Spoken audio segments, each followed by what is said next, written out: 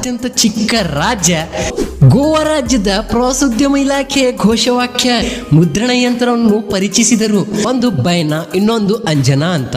ಆ ಬೀಚಲ್ಲಿ ಅಲೆದಾಡುತ್ತಿರುವಂತ ಬಿಳಿಯ ಪಾರಿವಾಳಗಳು ಗೋವಾ ರಾಜ್ಯದ ರಾಜಧಾನಿ ಪಣಜಿಯಾಗಿರುತ್ತದೆ. ಪೋರ್ಚುಗೀಸರ ಒಬ್ಬ ಬಡ್ಡಿ ಮಗ. ಭಾರತದ ಚಲನಚಿತ್ರಗಳ ನಗರಿ ಎನ್ನುವರು ಮರ್ಮಗವ ಎಂಬ ಬಂದರಿದೆ. ಕಬ್ಬಿಣದ ಅದಿರುಗಳನ್ನು ರಫ್ತು ಮಾಡುತ್ತದೆ.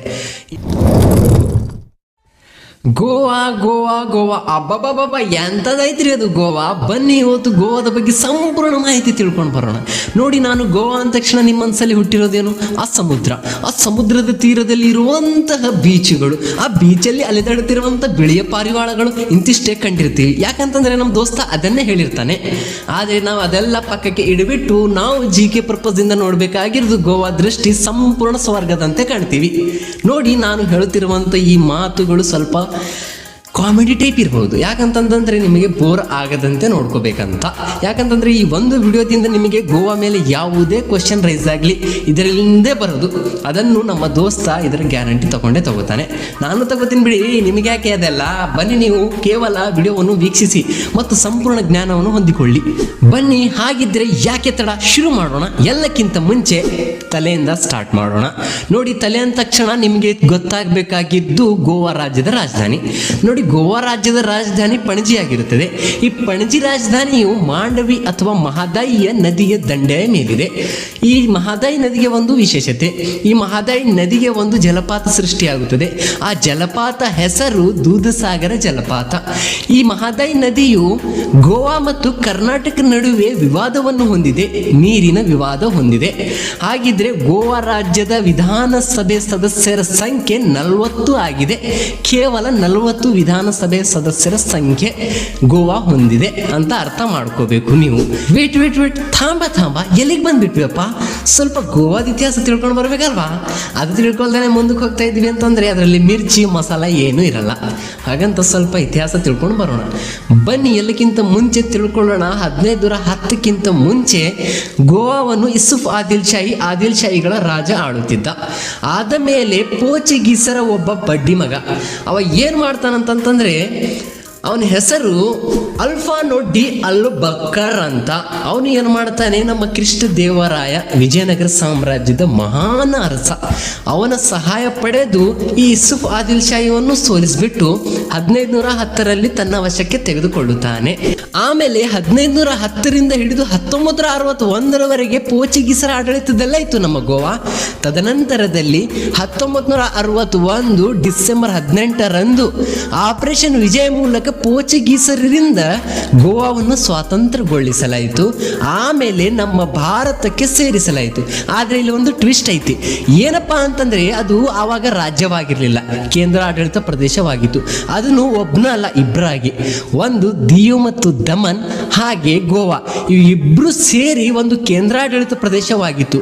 ಎಲ್ಲಿಂದ ಎಲ್ಲಿಯವರೆಗೆ ಅಂತಂದ್ರೆ 1961ರಿಂದ ಹಿಡಿದು 1987ವರೆಗೆ. ನೋಡಿ, ನಾವು ಇವಾಗವರೆಗೂ ತಿಳ್ಕೊಂಡು ಬಂದಿದ್ದು ಗೋವಾ ರಾಜ್ಯದ ಇತಿಹಾಸ. ಇವಾಗ ತಿಳ್ಕೊಬೇಕಾಗಿದ್ದು ಗೋವಾ ರಾಜ್ಯದ ವಿಶೇಷತೆಗಳು. ಅದರಲ್ಲಿ ಎಲ್ಲಕ್ಕಿಂತ ಮುಂಚೆ ಗೋವಾ ರಾಜ್ಯದ ವಿಶೇಷತೆಯಲ್ಲಿ ಪಣಜಿ ನಗರವನ್ನು ಭಾರತದ ಚಲನಚಿತ್ರಗಳ ನಗರಿ ಎನ್ನುವರು. ಇಲ್ಲಿ ಪ್ರತಿ ವರ್ಷ ಅಂತಾರಾಷ್ಟ್ರೀಯ ಚಲನಚಿತ್ರಗಳ ಮಹೋತ್ಸವವನ್ನು ಪಣಜಿ ನಗರದಲ್ಲಿ ಆಯೋಜಿಸಿಕೊಳ್ಳಲಾಗುತ್ತದೆ. ಮತ್ತೆ ಇಲ್ಲಿ ಒಂದು ಅವಾರ್ಡ್ ನೀಡಲಾಗುತ್ತದೆ ಅದಕ್ಕೆ ಸಂಬಂಧಿಸಿದಂತೆ. ಅದರ ಹೆಸರು ಗೋಲ್ಡನ್ ಪಿಕಾಕ್ ಅಂತ. ಇಲ್ಲಿ ನೋಡಬಹುದು ನೀವು, ಹೀಗಿರುತ್ತದೆ. ಮತ್ತೊಂದು ವಿಶೇಷತೆ ನೋಡದಿದ್ದಾದಲ್ಲಿ ಜುವಾರಿ ನದಿಗೆ ಮರ್ಮಗವ ಎಂಬ ಬಂದರಿದೆ. ಈ ಮರ್ಮಗವ ಬಂದರ ವಿಶೇಷತೆ ಏನಂತಂದ್ರೆ, ಭಾರತದಲ್ಲಿ ಅತಿ ಹೆಚ್ಚು ಕಬ್ಬಿಣದ ಅದಿರುಗಳನ್ನು ರಫ್ತು ಮಾಡುತ್ತದೆ. ಇದರ ವಿಶೇಷತೆ ಆಗಿದೆಪ್ಪ. ಈಗ ನೋಡೋಣ ಬೀಚುಗಳ ಬಗ್ಗೆ. 2 ಬೀಚುಗಳು ಇವೆ ಗೋವಾದಲ್ಲಿ, ಒಂದು ಬೈನಾ, ಇನ್ನೊಂದು ಅಂಜನಾ ಅಂತ. ಹಾಗಂತ ನೀವು ಬೀಚಲ್ಲಿ ಅಲ್ದಾಡಕಂತ ಹೋಗ್ಬಿಟ್ಟು ಪೊಲೀಸರ ಕೈಗೆ ಸಿಗ್ಬಿಟ್ರೆ ನಿಮಗೆ ಅಲ್ಲಿ ಇಡಲ್ಲ, ಅಲ್ಲಿಂದ ಬಾಂಬೆಗೆ ಕರ್ಕೊಂಡು ಬರ್ತಾರೆ. ಯಾಕಂತಂದ್ರೆ ಗೋವಾ ರಾಜ್ಯವು ಬಾಂಬೆ ಹೈಕೋರ್ಟಿನ ಅಧೀನದಲ್ಲಿದೆ. ಅಲ್ಲಿ ಇಲ್ಲಪ್ಪ, ಅಲ್ಲಿ ಹೋಗ್ಬಿಟ್ಟು ಸಿಕ್ಕಾಗ್ಬಿಟ್ಟು ನಾವು ಅಲ್ಲೇ ಇರೋಣ ಅಂತ ಅನ್ಕೊಂಡ್ರೆ ಬರಲ್ಲ, ಅಲ್ಲಿಂದ ನೀವು ಬಾಂಬೆಗೆ ಬರ್ತೀರಾ. ಹಾಗಂತ ತಿಳ್ಕೊಬೇಕು ನೀವು ಅಷ್ಟೇ. ನೋಡಿ ಇದರ ಮತ್ತೊಂದು ವಿಶೇಷತೆ, ಇಲ್ಲಿ ಒಂದು ಚರ್ಚ್ ಇದೆ, ಅದರ ಹೆಸರು ಸೆಂಟ್ ಜೇವಿಯರ್ ಚರ್ಚ್ ಅಂತ. ಇದಕ್ಕೆ ಅಕ್ಬರನು ಏನು ಮಾಡ್ತಾನೆ ಗೊತ್ತಾ, ಆ ಚರ್ಚಿನ ಅಧಿಕಾರಿಗಳಿಗೆ ಒಂದು ಪತ್ರ ಬರೆಯುತ್ತಾನೆ. ಆ ಪತ್ರದಲ್ಲಿ ಹೀಗೆ ಬರೆದಿತ್ತು, ನನಗೆ ಕ್ರಿಸ್ತ ಧರ್ಮದ ಸಿದ್ಧಾಂತಗಳನ್ನು ಅರಿದುಕೊಳ್ಳಬೇಕು, ತಿಳಿದುಕೊಳ್ಳಬೇಕು, ಅದಕ್ಕೋಸ್ಕರ ನೀವು ಇಬ್ಬರು ಪಾದ್ರಿಗಳನ್ನು ನನ್ನಲ್ಲಿ ಕಳಿಸಿಕೊಡಿ ಅಂತ ಬರೆದಿದ್ದ. ಇದು ಇದರ ವಿಶೇಷತೆಯಾಗಿದೆ. ಮತ್ತೆ ಭಗವಾನ್ ಮಹಾವೀರ್ ರಾಷ್ಟ್ರೀಯ ಉದ್ಯಾನವನ ಇರುವುದು ಗೋವಾದಲ್ಲೇ, ಹಾಗೆ ಸಲೀಂ ಅಲಿ ಪಕ್ಷಿಧಾಮ ಇರುವುದು ಕೂಡ ಗೋವಾದಲ್ಲೇ, ಇದು ತಿಳ್ಕೋಬೇಕು. ಹಾಗಿದ್ರೆ ಮಹದಾಯಿ ವಿವಾದ ಇರುವುದು ಗೋವಾ ಮತ್ತು ಕರ್ನಾಟಕ ನಡುವೆ, ಇದು ನೀರಿನ ವಿವಾದ ಆಗಿದೆ ಕಣ್ರಪ್ಪ. ಹಾಗೆಯೇ ಭಾರತದ ಅತ್ಯಂತ ಚಿಕ್ಕ ರಾಜ್ಯ ಈ ಗೋವಾ ಆಗಿದೆ. ಈ ಗೋವಾ ಅತ್ಯಂತ ಕಡಿಮೆ ಕರಾವಳಿ ಪ್ರದೇಶವನ್ನು ಹೊಂದಿರುವ ರಾಜ್ಯ, ಕೇವಲ 100 ಕಿಲೋಮೀಟರ್ ಅಷ್ಟೇ ಕರಾವಳಿ ಪ್ರದೇಶವನ್ನು ಹೊಂದಿದೆ. ಇವಾಗವರೆಗೂ ನಿಮಗೆ ಉತ್ಸಾಹ ಉಕ್ಕಿ ಬಂದಿರಬೇಕು. ಹಾಗಿದ್ರೆ ಒಂದು ಲೈಕ್ ಒದ್ಬಿಡ್ರಪ್ಪ, ಯಾಕಂತಂದ್ರೆ ನಮಗೂ ಪ್ರೋತ್ಸಾಹ ಸಿಗುತ್ತದೆ ನಿಮ್ಮಿಂದ. ಗೋವಾ ರಾಜ್ಯದಲ್ಲಿ 2020ರಲ್ಲಿ 36ನೇ ರಾಷ್ಟ್ರೀಯ ಕ್ರೀಡಾಕೂಟಗಳು ನಡೆಯಬೇಕಾಗಿತ್ತು. ಆದರೆ ಕೋವಿಡ್ ಬಂತಲ್ಲ, ಅದಕ್ಕೋಸ್ಕರ ಮುಂದೂಡಿಸಲಾಯ್ತರಪ್ಪ. ಮತ್ತೆ ಗೋವಾ ವಿಮೋಚನಾ ಚಳುವಳಿಯ ಪಿತಾಮಹ ಟಿ.ಬಿ. ಕುಯ್ ಇರುವವರು ಗೋವಾದವರೇ. ಮತ್ತೆ ಗೋವಾ ರಾಜ್ಯಕ್ಕೆ ಮತ್ತೊಂದು ವಿಶೇಷತೆ ನೋಡಬೇಕಾದ್ರೆ, ಗೋವಾ ರಾಜ್ಯಕ್ಕೆ ಏಕ ನಾಗರಿಕ ಸಂಹಿತೆ ಇದೆ. ಇದು ನಮ್ಮ ಭಾರತದ ಯಾವುದೇ ರಾಜ್ಯದಲ್ಲಿ ಕಂಡು ಬರುವುದಿಲ್ಲ, ಕೇವಲ ಗೋವಾ ರಾಜ್ಯವನ್ನು ಬಿಟ್ಟು. ಇದು ಗೋವಾ ರಾಜ್ಯಕ್ಕೆ ಮಾತ್ರ ಏಕ ನಾಗರಿಕ ಸಂಹಿತೆ ಇದೆ. ಇದು ಸಂವಿಧಾನದ 44ನೇ ವಿಧಿ ತಿಳಿಸಿಕೊಡುತ್ತದೆ ಏಕ ನಾಗರಿಕತೆ ಸಂಹಿತೆ ಬಗ್ಗೆ. ಮತ್ತೆ ಗೋವಾದಲ್ಲಿರುವಂತಹ ಅಟಲ್ಜಿ ಸೇತುವೆಯನ್ನು 2017ರಲ್ಲಿ ಅಂದಿನ ಮುಖ್ಯಮಂತ್ರಿಗಳಾದ ಮನೋಹರ್ ಪಣಿಕರ್ ಅವರು ಉದ್ಘಾಟನೆ ಮಾಡಿದ್ರು.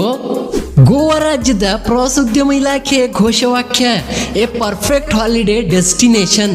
ವಿಶ್ವ ಪರಂಪರೆ ಸ್ಥಳವಾದ ಬೇಸಿಕಾ ಆಫ್ ಬಾಮ್ ಜೀಸಸ್ ಇರುವುದು ಗೋವಾ ರಾಜ್ಯದಲ್ಲಿ. ಗೋವಾ ರಾಜ್ಯದಲ್ಲಿ ನ್ಯಾಷನಲ್ ಇನ್ಸ್ಟಿಟ್ಯೂಟ್ ಆಫ್ ಓಷನೋಗ್ರಾಫಿ ಇದೆ.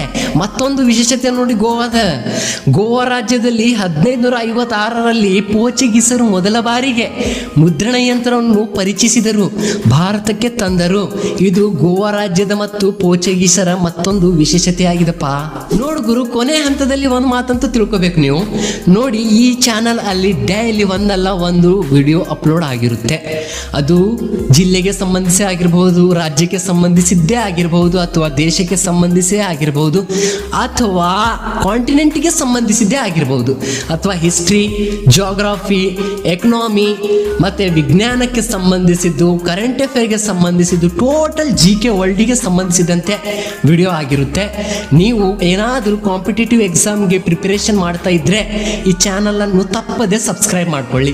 ನೋಡಿ, ನೀವು 1 ಗಂಟೆ ಓದಿದ್ದು ನಾನು ಕೇವಲ 8ರಿಂದ 10 ನಿಮಿಷದಲ್ಲಿ ತಿಳಿಸ್ಕೊಡ್ತೀನಿ. ಅದು ಒಂದು ಸಾರಿ ನೋಡ್ಕೊಂಡು ಬಿಟ್ಟರೆ ನಿಮಗೆ ಮರಿಲಿಕ್ಕೆ ಆಗಲ್ಲ. ಇದು ಚಾನಲ್ನ ಮೊದಲನೇ ವಿಡಿಯೋ ಆಗಿರುತ್ತೆ. ಮತ್ತೆ ಡೈಲಿ ಒಂದು ಆಗಿರುತ್ತೆ. ಅದಕ್ಕೋಸ್ಕರ ಚಾನಲ್ಗೆ ಸಬ್ಸ್ಕ್ರೈಬ್ ಮಾಡ್ಕೊಳ್ಳಿ. ಮತ್ತೆ ನಮಗೆ ಕೂಡ ಪ್ರೋತ್ಸಾಹ ಆಗಬೇಕಂತ ಒಂದು ಲೈಕ್ ಕೊಡಿ, ಮತ್ತೆ ಚಾನಲ್ ಸಬ್ಸ್ಕ್ರೈಬ್ ಮಾಡ್ಕೊಳ್ಳಿ. ಮತ್ತೆ ಸಿಗೋಣ. ಜೈ ಭಾರತ್, ಜೈ ಕರ್ನಾಟಕ.